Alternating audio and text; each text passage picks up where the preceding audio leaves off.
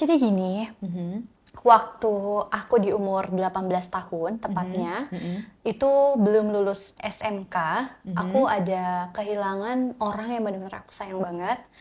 Itu dia orang terdekat aku, masih keluarga, meninggal. Dan di situ aku terpuruk banget. Di situ maksud aku tuh, aku cuman butuh peran yang untuk ada di saat aku terpuruk.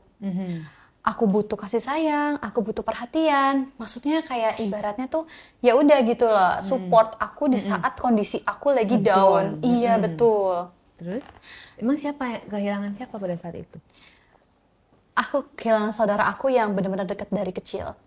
Itu bikin aku benar-benar terpuruk karena aku sekolah diantar jemput dia, aku kemana-mana diantar dia, karena orang tua aku percaya banget sama dia.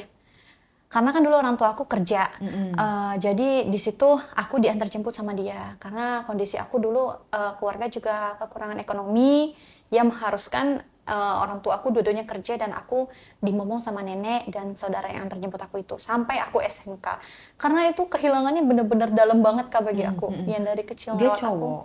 Perempuan. Oh, perempuan. Jadi Iya. kamu benar-benar ngedrop ya di Ngedrop situ ya? banget karena aku cerita sama dia, terus juga semuanya sama dia. Jadi benar-benar kehilangan orang yang benar-benar ada di raga aku gitu. Ya Kayak udah, kembar ya? kayak bukan kembar sih Kak, dia semacam kayak orang tua kedua aku. Karena umurnya lebih tua dia. Nah, setelah kematiannya, papa aku ya bodo amat sama kerjaannya, orang tua aku juga bodo amat lah sama itunya dia. Nah, setelah itu aku kayak merasa sendiri banget. Ada sepupu dari papa aku tepatnya. Di situ dia tuh kayak segan sama aku, kayak kasihan gitu loh Kak. Sepupunya Kayak cewek apa cowok? cowok. Kebetulan dia udah beristri. Oh, tapi Gitu. kamu deket sama dia, sepupunya?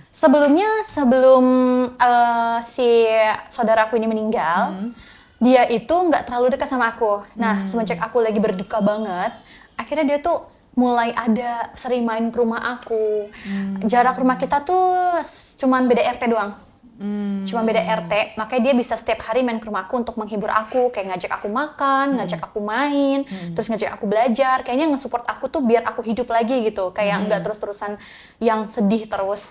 Karena dia tuh bilang, aku masih punya kehidupan di masa yang akan datang, jadi aku harus tetap semangat untuk hidup. Jadi seperti itu Kak.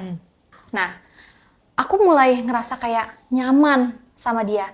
Dia setiap aku cerita ada, setiap aku terpuruk ada, sedangkan orang tua aku nggak ada. Dia kerja? Dia kerja, tapi dia WFH gitu. Jadi kayak hari ini kerja di kantor, besoknya di rumah, kayak gitu. Banyak waktu ya? Iya, dan istrinya pun kerja kebetulan. Jadi Punya anak? dia nggak punya anak. Dan setelah itu, si istrinya ngedukung si suaminya ini untuk ngehibur aku.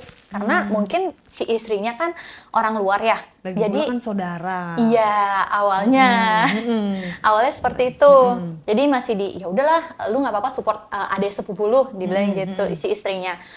Dan karena keasikan itu, jadi kita udah nggak inget batas lagi. Jadi kita kayak berasa pacaran. Awal mulanya bisa langsung deket seperti itu, prosesnya gimana tuh? Prosesnya? Kan langsung, gak mungkin langsung deket. Betul banget Kak. Pas dia keadaan terpuruk, dia ke rumah datang. Iya, dia sering ke rumah datang untuk menghibur aku. Menghiburnya ngapain tuh dia? Kayak Nyanyi aku kah? Atau enggak Kak, Jadi dia gimana? kayak ayo coba lu cerita apa lagi. Dia tuh kayak nanya hari lu gimana hari ini, dia bilang gitu. Ya udah yuk kita makan yuk di luar yuk, Cuma kayak ngobrol lah ya? iya, apapun yang aku mau tuh didukung gitu Kak sama dia. Kayak aku tuh kayak excited, kayak wow, ini yang perhatian yang gue butuh nih, yang harusnya dari orang tua, gue dapet di sepupu gue sendiri. Jadi ya aku kayak ya udah, aku udah nyaman sama dia, gue udah nggak butuh orang lain sama sekali. Gue udah nggak butuh pacar, gue nggak butuh laki-laki lain dimanapun itu. Kamu nggak punya temen gitu, misalnya temen nongkrong, temen Aku dibilang dulu waktu SMK sering dibully. Dibully karena Karena dulu aku murid yang berprestasi. pinter dong, Ya, juara 1 ranking. juara 1, lalu Olimpiade Matematika itu juara 2. Aku sangat menghargai loh orang bilang gitu, soalnya gue nggak bisa ngitung. Apa-apa, kalkulator mana? Gitu. Iya, karena dulu aku ada orang kuliahan yang lagi magang di sekolah itu, dia kayak ngedorong aku banget untuk belajar matematika itu. Tapi aku awalnya juga kayak kayak gue nggak bisa, gue pusing, pala gue mau meledak gitu. Tapi akhirnya Itu, bisa. tapi akhirnya bisa karena tiap hari dilesin sama dia, les khusus. Aku nggak tahu tujuan dia apa. Kata aku ya udah bodo amat lah, yang penting gue ilmu gitu loh. Mau lo ada tujuan apa? Nah terus juga aku olimpiade matematika. Itu kan tadi juara 2. Nah terus olimpiade bahasa Inggris di tingkat sekolah aku juara 3. Baru kali ini Diare berprestasi. Biasanya Ani-Ani dan Elsie. Biasanya Ani-Ani, Elsie pelakor, SPG ya mohon maaf tanpa merendahkan profesi, tapi jarang loh bintang tamu Diare yang juara olimpiade, juara bahasa Inggris. Bahasa Inggris kamu belajar dari mana? Aku bahasa Inggris bisa lancar. Aku sama papaku dulu dikekang banget. Dari kecil Kak, dari kecil aku les matematika, les bahasa Inggris, les komputer, terus ada PEC tahu kan? Iya. Nah itu les lagi di situ. Pokoknya sehari aku pulang sekolah siang jam 12, nggak ada tidur siang, aku langsung berangkat les jam 1. Terus kenapa dibully sama teman kamu? Kan kamu karena aku orangnya licik juga, liciknya nggak mau, aku nggak mau ngasih jawaban aku ke teman-teman aku. Biasa orang pintar kayak gitu, kenapa ya kayak gitu? Gue juga sebel sama orang-orang pintar di kelas gue gitu kadang-kadang. Dia tuh kalau ini flashback cerita sedikit ya.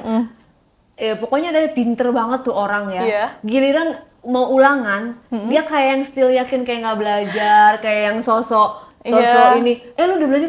Udah. Nyantai-nyantai kita gedebuk, nilainya masih jelek. Giliran dia santai-santai aja. Nilainya bagus. Nah, aku mau tanya kenapa orang pintar itu licik? Ya karena aku berpikir gue aja fokus belajar, tapi lu malah mati-matian, tapi lu seenaknya ngeliat jawaban gue. Ibaratnya, ya lu sukses, lu harus berjuang. Gitu. Wih, dalam banget itu saya. Iya, nggak bisa langsung, gue lihat jawaban lu dong. Karena kita pekerjaan aja nggak bisa ngeliat pekerjaan orang lain. Iya, kamu kan bisa jual satu jawaban 50.000 misalnya. Aku nggak mau menjual kepintaran aku seperti itu, karena aku kamu berpikir, idealis ya. Iya, aku berpikir ya udah kepintaran untuk diri gue sendiri, karena itu usaha dari orang tua gue, dia kerja mati-matian untuk gue bisa les, bisa sekolah. Jadi aku kalau nggak dapat peringkat, aku dipukul. Waduh. Gitu. Zaman itu dulu ya. Waktu aku SD. Oke, sekarang setelah kamu udah pinter ya secara akademis, bahasa Inggris dan matematik, mensukseskan hidup kamu nggak?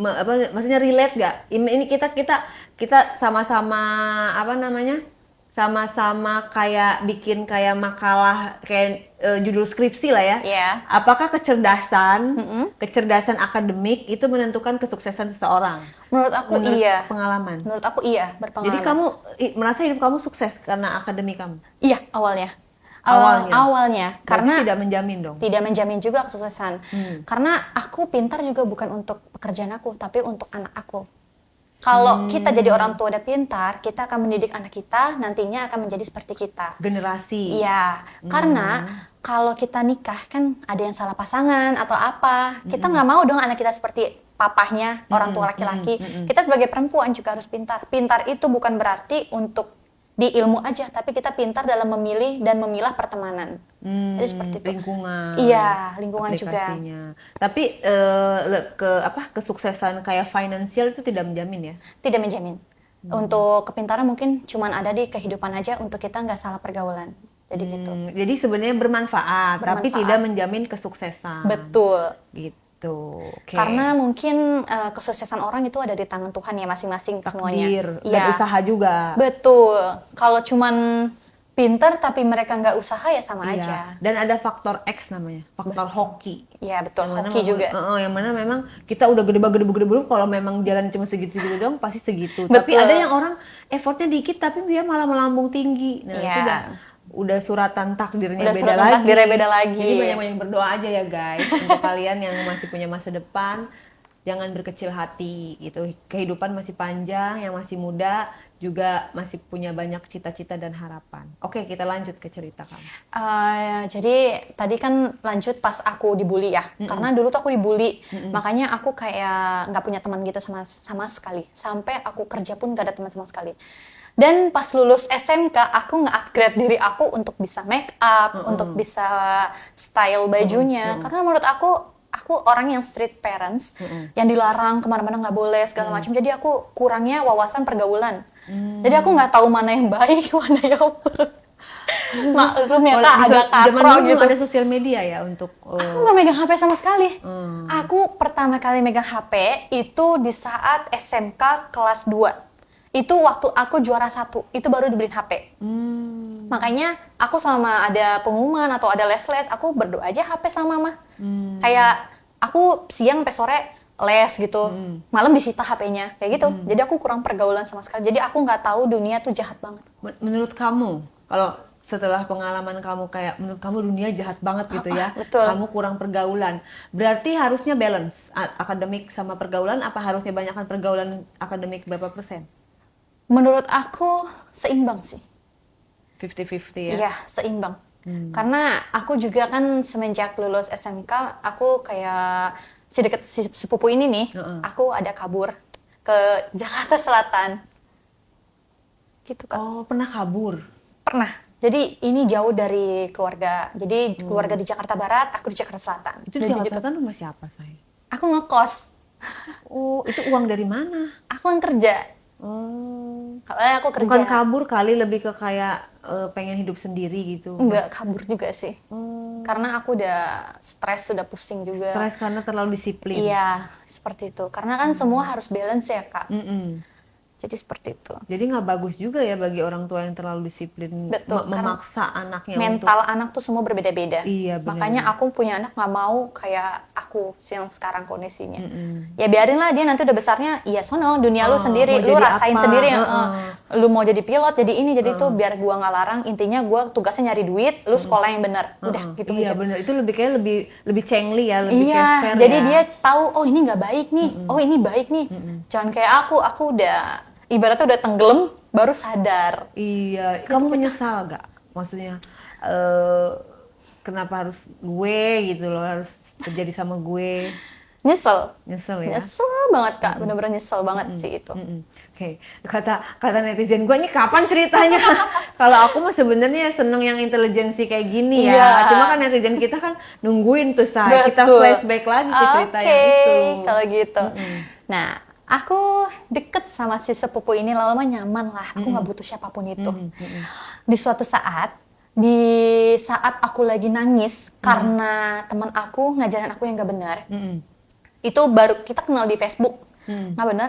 Dia tuh kayak ngajarin aku, kamu tuh jangan seperti ini, nanti kamu dibawa kabur loh sama laki-laki itu. Aku kayak, oh iya benar juga ya, ini orang tua kedua gue nih, gue harus dengerin dia nih. Oke lah, aku dengerin ya kan, segala macem. Nah, terus habis itu aku jauhin si cowok Facebook itu, aku udah Nurut itu, ya? nurut aja udah nurut aja, karena menurut aku dia orang tua kedua aku, pengganti yang saudara aku meninggal itu. Oke, setelah itu, dia tuh kayak pas banget waktu istrinya lagi kerja, lagi di shift siang waktu itu, dia tuh kayak telepon aku, adek lagi di mana? Dia bilang gitu. Aku lagi di rumah Jakarta Barat sebelum aku kabur nih. Terus habis itu dia bilang, kita makan yuk di luar. Makan apa? Kamu lagi mau makan apa? Aku sih mau makan sushi. Baru mau nyobain. Karena kan waktu itu aku nggak pernah sama sekali makan sushi. Nah, terus aku bilang, kayaknya makan sushi ya, Nah. Terus dia bilang lagi, oh ya udah, ayo. Aku juga lagi pengen makan sushi. Itu aku seharian itu di treat a queen banget, kayak bener-bener dijadiin ratu banget. Padahal aku mikirnya, lu nggak boleh bawa perasaan. Dia udah punya istri, rem. Emang secara tampang kamu juga suka sama dia? Tampangnya kayak gimana sih? Suka. Dia tuh menurut aku dibilang ganteng, nggak ganteng banget, tapi dia orangnya wangi. Aku suka banget sama cowok wangi. Wangi, terus dia tuh kayak apa ya? Bener-bener mengayomi aku banget, kayak ini yang gua butuh gitu Kak. Udah wangi, kalau dia wangi tuh aku betah lama-lama sama dia, karena kita nyadar ya Kak, jadi perempuannya. Kalau misalnya kita deket sama orang bau, masa ya kita nyaman? Kan nggak nyaman, makanya itu. Nafas aja nggak sanggup. Baru-baru ngobrol. Makanya itu yang bikin aku bener-bener nyaman. Wangi, terus dia perhatian sama aku, mengayomi aku. Dan traktir dong pastinya, bukan uang kita ya. Betul. Karena setiap aku cerita tuh dia kayak, masa sih, kayak bener-bener temen gibah. Antusias. Betul banget, aku kayak jadi tuh kayak aku tuh gini Kak, ini gue nggak butuh lagi teman perempuan, cukup dia aja. Jadi aku berpikir gitu, kayak udahlah dia aja, nggak usah orang lain lagi, udah skip. Gue tutup pertemanan, siapapun itu gue tutup pertemanan. Terus juga dia bener-bener malam dia tuh kadang video call kalau istrinya kerja. kadang intens banget ya. bener, aku kayak mikir ini sebenarnya yang istrinya gua apa bini yang ono sih. Aku sampai mikir gitu karena waktunya dia tuh kebanyakan untuk aku daripada istrinya itu.